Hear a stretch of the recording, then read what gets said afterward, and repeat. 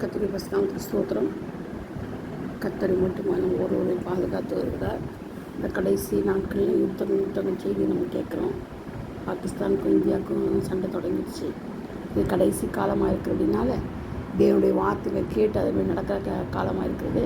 நம்ம அவருக்குள்ளே கனி கொடுக்குற காலமாக இருக்கிறது. அவரை விட்டு நம்ம விலகியே போகக்கூடாது. அவரோடு கூட இருந்து நம்முடைய காரியங்கள் எல்லாம் வாய்க்க பண்ணணும். அது மட்டும் இல்லை, இதோ நான் இடத்துல வந்து ஆசீர்வதிப்பேன்னு சொல்லியிருக்கிறாரு. நம்ம இடத்துல வந்து ஆசீர்வதிப்பாராம். அப்படிப்பட்ட தேவன் நம்மளோட தேவன் மாத்திரம்தான். நம்ம கிட்டக்க வந்து நம்மளை என்ன செய்வார்? ஆசீர்வதிக்கிறார். அது மட்டும் இல்லை, ரட்சிப்பு என்ற ஆசீர்வாதத்தை நம்மளுக்கு தருகிற தேவன் நம்முடைய தேவன். அதனால தான் பாருங்கள், சகையை அவரே போய் சந்திச்சுட்டு என்ன சொல்கிறாரு?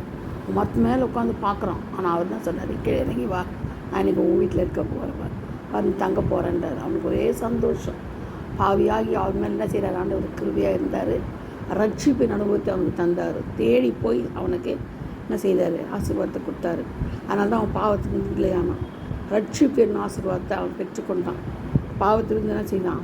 விடுதலையாகி ஆசீர்வாதத்தை பெற்றுக்கொண்டான். அதே மாதிரி பேதுரு வீட்டுக்கு போய் பேதுருவின் மாமியை என்ன செய்கிறார்? ஆண்டவர் சுகப்படுத்துகிறார். தேடி போய் தான் சுகப்படுத்துகிறார்.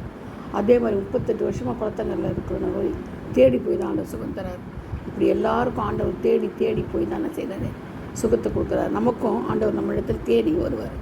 நான் உனக்கு என்ன செய்வேன்னு நம்மளை கேட்குறாரு. ஏன்னா நம்ம அவர்கிட்ட அன்பாக இருக்கிறோமா இல்லையா அப்படின்றதுக்காக நம்மளை செக் பண்ணி நம்ம கேட்குறாரு. அவனுக்கு என்ன செய்யணும் அப்படின்னு கேட்குறாரு. நம்ம என்ன செய்யணும்? நீங்கள் எதை வேணால் செய்யுங்கப்பான்னு சொல்லக்கூடாது. எனக்கு இது தேவை ஆண்டவரே, இந்த தேவைகளை சித்தத்தின்படி எனக்கு சந்திங்க, சித்தம் இருந்தால் எனக்கு என்ன செய்யுங்க, இது தாங்கன்னு சொல்லி நம்ம கேட்கணும். அவருடைய சித்தத்தின்படி தான் எல்லாத்தையும் கேட்கணும். நம்முடைய சுய சித்தம் கிடையாது, மாம்ச சித்தம் கிடையாது, ஆவியினுடைய சித்தம் தான். தேவனுடைய சித்தத்தை நம்ம கேட்டு அதன்படி நம்ம என்ன செய்யணும்? நடக்கணும். அப்போ தான் நம்மளுக்கு ஆசீர்வாதம் கிடைக்கும். அது மட்டும் இல்லை, ஒவ்வொரு நாளிலும் அவரை தொட்டு இயேசுவை தொட்டு தொட்டு தொட்டு தொட்டு தொட்டு தொட்டு நமக்கு சுகத்தை கேட்கணும். அந்த அந்த பெரும்பாடல் என்ன செய்தால் வஸ்திரத்தில் ஓரத்தை தொட்டால் நம்ம என்ன செய்யணும்? பாதத்தை உழுந்து செபிக்கணும். மரியாதை போல் நல்ல பங்கு தெரிந்து கொள்ளணும் இல்லையா? மரியாதை தெரிந்து கொள்ள நல்ல பங்கு நம்மள என்ன செய்யணும்? அவர் பாதத்தில் விழுந்து அது அப்போது சரீர சுகம் வேணுமா? நமக்கு என்ன செய்கிறாரு? நம்மை தொட்டு மரணக்கண்டு விடுதலையாக்கி நம்மளுக்கு சுகத்தை கொடுக்குறாரு. நம்மளை தொட்டு சுகம் கொடுக்குற தேவன் நம்முடைய தேவன். வசனத்தை அனுப்பி சுகம் கொடுக்குற தேவன் நம்முடைய தேவன். நம்முடைய தேவன் மட்டும்தான் நம்மளுக்கு. வேறு யாரும் எந்த தேவர்களும் இந்த மாதிரி வரவும் முடியாது. உயிரோடவும் கிடையாது. எல்லாம் ஒன்றுமே கிடையாது. உயிரே கிடையாது. நடக்க மாட்டாது, கேட்க மாட்டாது, பேச மாட்டாது, ஒன்றுமே செய்யாது.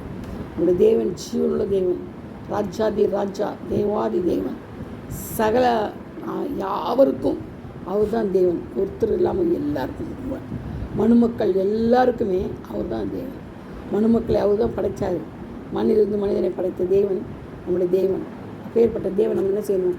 விடாமல் தொழுது கொள்ளணும், பற்றி பிடித்து கொள்ளணும். அவர் தேவைகளெல்லாம் நமக்கு சந்திப்பார். நம்ம அவரோடு கூட இருக்கணும். அதுதான் நமக்கு ரொம்ப முக்கியமானது. சரிங்களா? அதுக்காக நம்ம என்ன செய்யணும்? பிரயாசப்படணும். கர்த்தர் தாம் இந்த வார்த்தைகளை ஆசீர்வதிப்பாராக. ஆமென். ஹல்லேலூயா. Praise the Lord. God bless you all. Thank you all.